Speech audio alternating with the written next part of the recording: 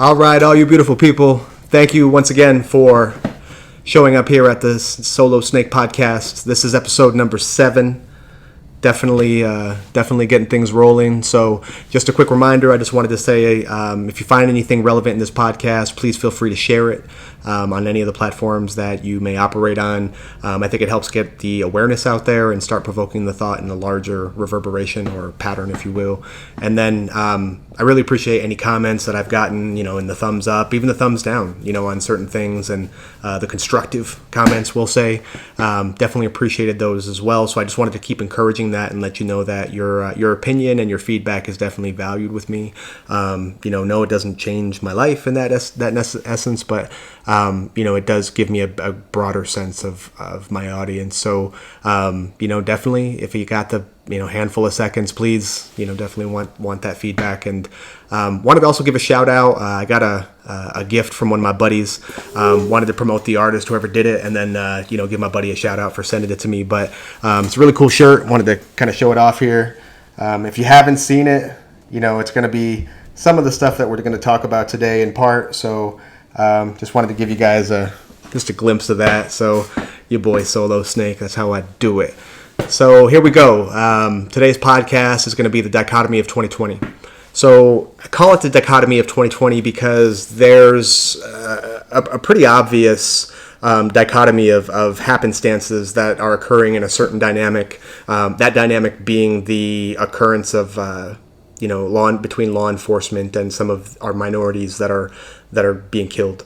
I do want to point out that minorities aren't the only ones that are being killed. There are plenty of white people that are being killed by law enforcement as well. But I think if you do some deep diving into that topic, there might be some stark contrasts that you may find, and I'm going to talk about that a little bit as well. So, I want to make sure that I disclose that these views are my own.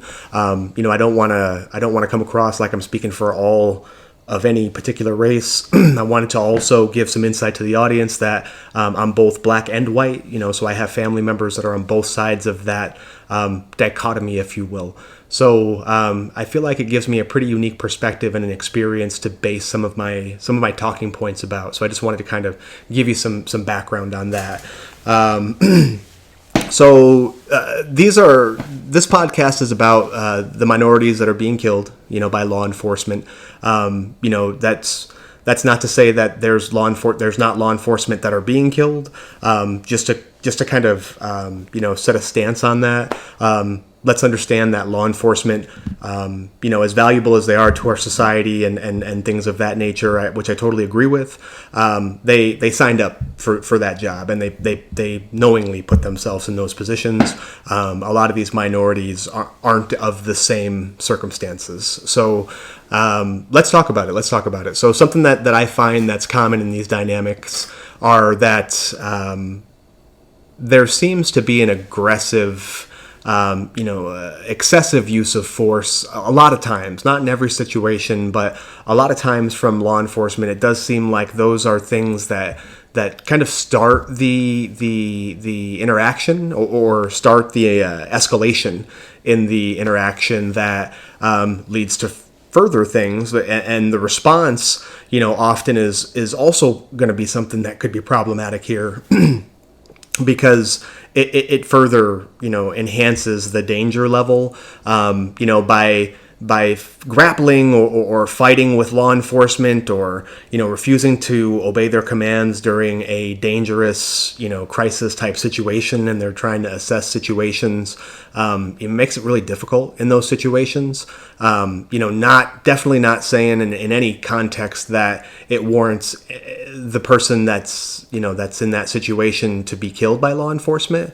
My belief about that is that if there's someone that's shooting at law enforcement, I understand to return fire is something completely different in terms of self-defense and protection of life. But in a lot of these situations, like I'm failing to find the lethal, danger that would have, prompted any realistic person to feel like they needed to shoot someone. However, I'm not going to speak for law enforcement. That's not something I'm going to come out here and do either. So again, this podcast is just to provoke some thought and just kind of get us thinking in the right directions as a society. Any of us can see that it's broken, but until we start having these kind of candid conversations, I don't think that we're going to be able to really start unraveling it and really understanding it and doing things that remedy it. So let's look at it for what it is. Now, so I talked about the aggressive or the instigative behavior that is usually initiated by law enforcement from a physical standpoint, at least, or with firearms drawn, things of that nature when they may or may not be necessary. But then there's also the response. I see a lot in social media right now where, there's a school of thought or a culture out there within our country that thinks that, hey, well, if you just, do what you're told, you wouldn't get shot, and that goes for every race. Well, maybe that's partly true. But the part about it that I don't understand, or that I don't think that they understand is that there's, media coverage after media coverage, news story after news story, and it's become so blatant that you can find it anywhere if you want to look it up, and again, do your independent research. But I'm just not finding the same veracity of cases where white people are being treated the same way by law enforcement. Maybe this is a demographic thing, a regional thing, socioeconomic thing. I really am not the professor or the expert to really, figure that part out.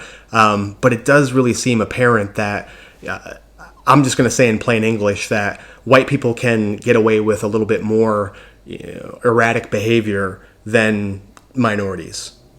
There you go. So my example, that I'll reference, and just in short, I don't want to make this podcast about what's going on right now because it's still a hot iron. But what happened in Wisconsin is disturbing. Where you have a black man, that was shot while getting into his vehicle, no, reported visible sight of a weapon, no discharging of a weapon. Yet I understand, he may or may not have been acting as rationally as some of us may have, but at the same time, I don't know that he had done anything that threatened the lives of those officers there other than not follow directives. So, and that's a serious thing. I get it. I get what law enforcement has to deal with, in real time criminal circumstances. But very good odds say that this was not that. So, then we have, someone that was interacting with law enforcement at the protests, ends up shooting some people, walking right by a law enforcement with, a 3-point harness, with an assault rifle, and had shot 3 people, so, and then he gets away. So it's impossible. It's impossible to look at that as just irony or happenstance, and it's more like irony. So, those are very important things to consider. And as always I'm going to keep saying, go out there and do your research and look at these statistics, look at these videos that I'm saying are out there. There's definitely a lot of content out there, and you can't believe everything you see. But you do got to do your own, sense of casting a wide net to try to understand it as best that you can from a variety of perspectives. So, another thing that I wanted to talk about just a little bit was that, with law enforcement, since we're talking about that issue, I've known and worked with and been related to enough, law enforcement to understand that there's a certain code of either dominance or pride or whatever the case may be. But in a lot of situations, I'm going to put this into simple language as well. Law enforcement makes civilians pay the price if they don't fully respect law enforcement. So that can vary from roughing people up physically to landing hundreds of charges on somebody for running a red light. I think it's pretty clear of the type of behavior that I'm trying to allude to here. And, that goes as far as, hey, I'm a big bad cop, and if you don't listen to what I say, I'm going to put a bullet in your head. And sadly, I just realized that's likely to be an actual mindset that's out there, and it certainly is an assumption. But there's some behaviors that have been exhibited in these videos time and time again. To make my suspicion seem more than just a suspicion. I would say that it may be, even more towards a hypothesis at this point, supported by data. So, cops out there, good cops, know that society supports good cops. The ones that are contributing and protecting people, saving lives every day. This isn't about you, but I think that you understand the atmosphere that I'm talking about, and you're going to be the closest solution to combating that and making it something different. Because all it really does is inspire and prompt a lot of these aggressive actions that happen with police. And another thing I'm just going to spend a small bit of time talking about is, if you haven't heard about the Brady List, make sure that you check it out. Brady List, Brady. And this is a list of officers that have been expelled or fired or disbarred, whatever the term is for that job group. But the point that I want to make is that if you're a bad apple as a cop, you shouldn't be able to go be a bad apple somewhere else, because that's part of the issue as well. In the whole, smoke and mirrors that exists behind the badge, and some of the stuff that happens there is kind of ridiculous, and I think everybody knows it. So that has to stop as well. Make sure that you follow, these instances. I don't care how you do it. Put it in a reminder, in a calendar, or whatever, of what happens to these law enforcement officers in terms of accountability. Because, often where they may or may not have been guilty of what they're being accused of, it just seems like the process for them might not be exactly fair. And it's designed for their benefit. So until those things change, I think we're still going to see some of this behavior, as we would from any human being, I think. I just think that any authoritative power, held by man is going to be subject to the same corruption. But those are definitely things that, if we find a way to control those, I think that it would be a great idea. While we're talking about it, if we were able to find a way for, government to be more accountable, perhaps by, if they were found to be corrupted, they would be subject to the laws of treason, up to and including death. I know a lot of people are saying, well, who would want to be politicians at that point? Well, the right people would want to be politicians at that point, and honest people that are going to practice integrity and honor towards the country, I think, and our countrymen. I think those people would still be interested in being politicians, and I think it would clean a lot of shit up. So, I said it. So that's something I'm going to throw out there, and maybe it's something we can achieve. But, those types of accountabilities are things that need to happen out there if we're going to ever be able to change the situation. And please, my minorities, understand that we have a lot more power in this dynamic than we might think. Yes, it does mean we have to modify the way we think a little bit, even modify the way we behave a little bit, in the presence of law enforcement, because we understand that life is precious and that there's a certain route and a certain methodology of working through those situations, and understanding that at this point in time, society has made a pact or a deal to have law enforcement in our cities and in our communities and in our society, and this has been unanimously decided. And until that changes, those are the powers of authority, is to follow instructions when applicable from law enforcement, and that it's a danger if we don't. So fighting with cops, trying to take their weapon, beating them up and assaulting them, I have a strong suspicion that has really never made the situation any better for any of us.